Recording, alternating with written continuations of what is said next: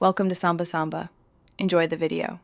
In this video, I will explain how to study psychology after engineering. First, identify core psychology areas like cognitive or social psychology.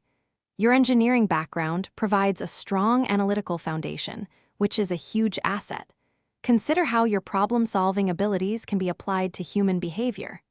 This transition is about expanding your perspective, not abandoning your previous knowledge. Embrace the challenge of learning new frameworks and theories.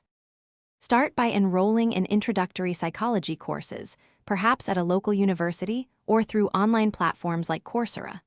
Reading foundational texts, such as those by Freud, Skinner, or Piaget, will build your theoretical base. Don't shy away from textbooks. They offer comprehensive overviews.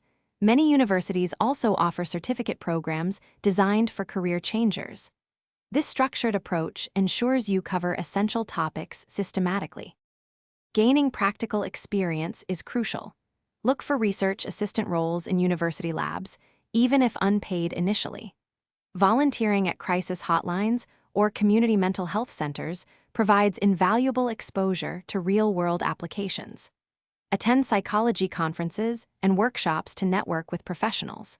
These experiences will not only deepen your understanding, but also help you identify specific areas of interest within psychology.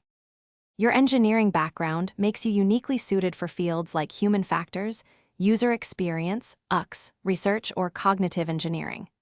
If clinical practice appeals to you, pursuing a master's or doctoral degree is essential. Remember, your journey is unique, and combining these disciplines can lead to innovative career paths. Also, for a fresh car, check the description for a link to Little Trees, Black Ice, and other great deals.